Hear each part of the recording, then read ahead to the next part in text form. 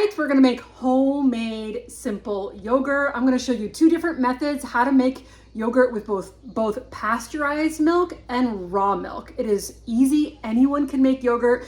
Making yogurt is such a great thing to do. It's gonna save you a lot of money. It's gonna save you waste. It's gonna give you the satisfaction knowing that you made the yogurt, and it is so super healthy. Okay, we're gonna dive right in. If you're watching on YouTube, be sure to subscribe to our channel, our Little Oxen Farm, a Cloth and Water channel. And I also have a yogurt making guide that you can print off that will give you step-by-step instructions on everything we're gonna go through. Let's dive right in. And then we're also, Verity and I will clean up the mess with you and show you how you can clean up the mess in a really, really fast and simple way. All right, let's dive right in. So what are you gonna need to make yogurt? Verity, you can go ahead and start stirring the milk.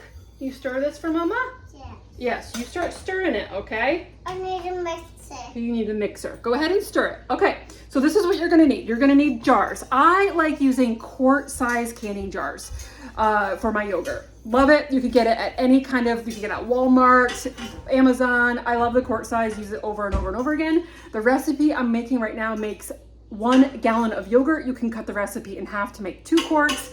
When you make your yogurt, it's gonna last you in the refrigerator for 2 to 3 weeks. So keep that in mind when you're making your yogurt. Okay, so you're gonna need jars. You're gonna need lids for your jars. You're gonna need some plain yogurt, just plain yogurt. You don't want any sort of flavored yogurt. You're gonna want plain yogurt as your culture when you go to add that. If you want a thicker yogurt, if you want something thicker, you can use gelatin to thicken your yogurt. So get gelatin if you have just unflavored gelatin. And you'll want some towels. I have my Norwex towels here that I'm gonna wrap up my pot with. And you will need a stir and a pot and a thermometer. Okay, let's dive right in.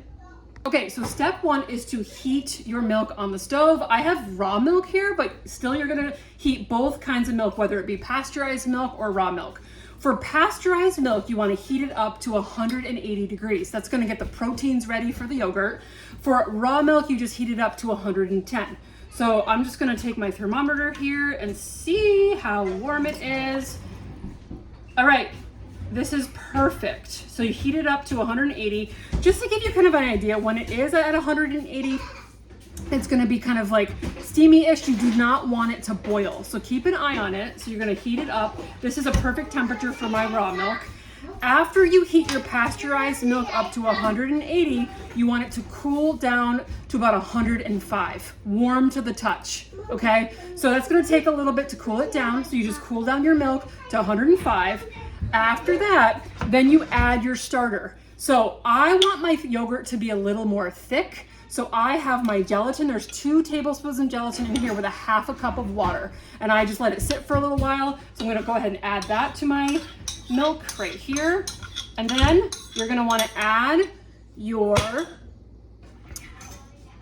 starter. So this is simply plain yogurt. This is a cup of plain yogurt for a gallon of, to make a gallon of yogurt. I have a cup here. So you add that. Okay, if you wanted to make vanilla yogurt, you could add about a half a cup of sweetener. It could be maple syrup or honey or any kind of sweetener there. This is when you would add your sweetener, and 2 tablespoons of vanilla extract if you wanted to make vanilla yogurt. Okay, the next thing you're gonna do is you're just gonna stir it. You're gonna stir it up a little bit here. I like to use a whisk when I'm stirring it up here. All right. Stir, stir, stir. Perfecto. Easy, easy. All stirred up. Now I'm gonna jar it. Guys, so easy. Making your yogurt is so easy. My cloth. You wanna have a cloth on hand as you're making your stuff so that you can just easily make it easier to clean up and everything. I have my Norwex kitchen cloth right here. Just water. All you need is water. I just have that ready to go. Okay, now let's jar it up. All right, so now I'm just gonna pour it into my jars. You could use any, again, I love, oh, I spilled a little bit here. Oh my, I'm spilling a little bit. All right. Oh dear, I didn't mean to spill so much. I'm pouring it into my jars. I'm gonna have to clean up that mess after. That's okay. Pour it into my jars. You could ladle it into your jars if you want to. So you just put it into the jars that you want your yogurt to be in.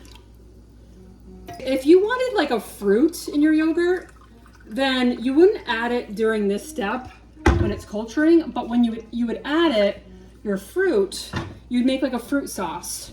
And I'll show you what I like to do for fruit sauce. You could even put some jam on top, or you could put fruit sauce in it. There's so many different things you can do with your yogurt. Okay. And then in my yogurt making guide, I give you kind of tips on how to make Greek yogurt. You can strain it to make some Greek yogurt. All right, now I'm gonna go ahead and just put my lids on my jars. Simple, easy. Make sure my lids are on. Okay. Boom, boom, boom. Okay, so easy. Making yogurt is so easy.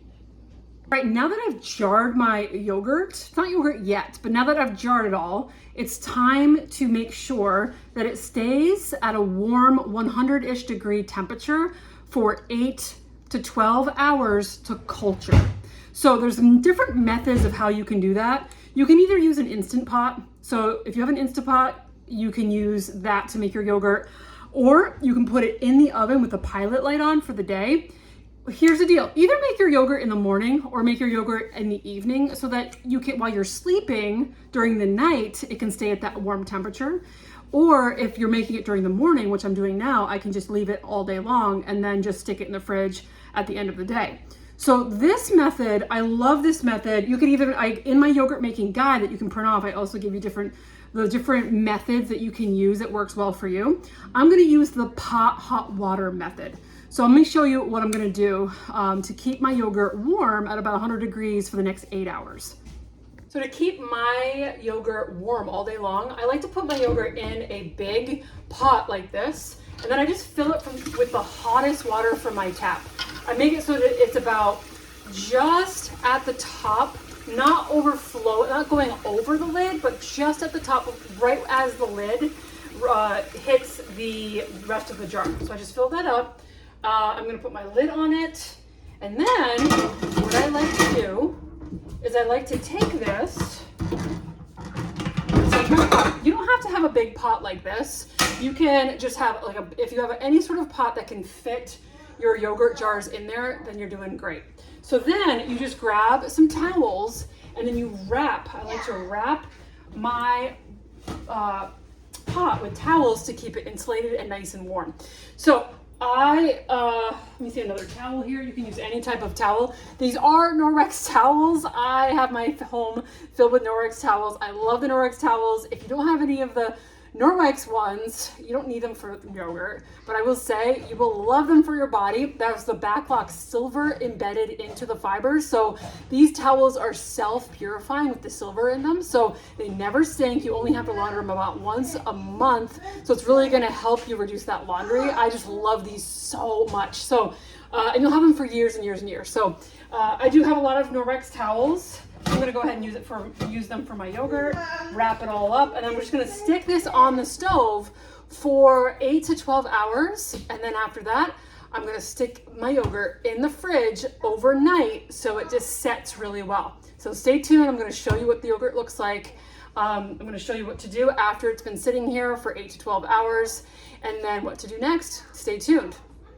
Now that my yogurt is just sitting here nice and warm for the next 8 to 12 hours, it's time to clean up the mess. So my favorite thing is to clean up all the surface mess, all the spills that happened and everything. Norwex cloths are amazing. They are incredibly absorbent, so they are gonna pick up a lot of the mess with just a few swipes instead of having to use multiple paper towels or having to go back and forth to the sink to wring it out. So I love using the kitchen cloth. You just use water. You just use water because with your Norwex cloths, they are picking up 99% of bacteria. No need to use anything else but water, making it just so much easier just to grab a cloth and clean. So love the kitchen cloth. I use that all the time to clean my surfacey messes. If you wanted to use the countertop cloth, you could as well. It works the same way. It's the same size as a half sheet paper towel. You just wet it and clean up your messes, rinse. When you're all done cleaning your mess all over surfaces, you just rinse your cloth and then you hang it up to dry, and then you use over and over and over again. Norwex has embedded their cloths with silver, so they are antibacterial. So you don't have to launder them very often. So if you have a stinky cloth, a stinky sponge, get rid of it, get a couple Norwex cloths, and you're good to go. Okay, and then for the dishes, the pots and pans and the dishes, dishcloth, spear sponge. Dishcloth comes in a pack of 2. It's just a nylon cloth here. I know it looks crazy, but what are you gonna do? So what you're gonna do is you're gonna scrunch up your dishcloth, you wet it, put any dish liquid on there, and you go to town hand washing the big things. And it will never stink on you. It even gets off like the egg grime, the rice grime, whatever, and it just makes hand washing your dishes so much easier. No more stinky sponges. You will have the dishcloth for years and years and years. Comes in a pack of 2. You can use the other one to clean your feet, to clean your body as a loofah in the shower. And then for the tough like pots and pans and yucky things, the spear sponge, these also come in a pack of 2. They are not gonna stink on you. Use them with a little bit of dish liquid. They are totally safe for coated pots and pans. If you have a coated pot and pan, you want to get rid of it. It probably has some toxic coating on it. But anyway, so spear sponge is amazing for the tricky jobs. And then dishes in the dishwasher, we love the Ultrazyme. This is enzyme based, so there's no chemicals or yucky stuff in here. And the enzyme goes to town at eating away or taking care of all of the grime, all of your dishes and your pots and pans and your glasses and things like that. The enzyme will do the trick, and it makes your glasses nice and sparkly and clean without chemicals, without dyes and fragrances. This jar here, if you have regular water, will last you for 90 loads. 90 loads, okay? So think about how many loads you do each week and then do the math. This is so cost effective. Love the Ultrazyme for the dishwasher. You'll love it. You can also put this on autosave to get an extra 10% off. And then for any of, if you forget to wear your apron when it comes to these messes, you get some mess and stains and grease stains and whatnot all over your shirt when you're cleaning. The laundry detergent is huge, right? So we love our Powerzyme Norwex detergent. It has 7 different enzymes in here, power enzymes to target different type of stain. It is incredible, super cost effective, and also doesn't have any dyes and fragrances. It's safe for any sort of skin type. If you have sensitive skin, it's good for that as well. We've got the liquid detergent that's enzyme based. And we just love how effective and safe this is for our family. I recently had a Norwex demo in home, and the host's husband was there, and he's in the military, and he's a plane mechanic, and he shared with me, he's like, oh my goodness, I was buying 10 overalls per year with all the grease mess and all that yuckiness, and Norwex detergent was the only thing that could get out all of the grime and the grease and the messes from fixing planes. So that was a cool testimonial there. And then lastly, love the kitchen towels in the home, in our kitchen. These have the silver in them too, so they're self-purifying. You don't have to wash them very often. I love it hanging it on my oven, and I'm just using them all the time for my hands and whatnot. And they really will help with reducing those paper towels in your kitchen. They don't stink, just launder them about once a month and you are good to go. All right. I will be back to show you the finished results in a few hours. All right, yogurt's done. I put it in the fridge overnight and now it's ready to eat. Awesome. It was that easy making yogurt. You can make yogurt all different ways, very simple. Check out my yogurt making guide so that you can look at all the different tips and hacks and ways you can make it. You could put jam in it or on it. We love making lots of granola and putting granola with it. You can make smoothies with it. Have fun making your homemade yogurt and loving the taste and healthiness of it.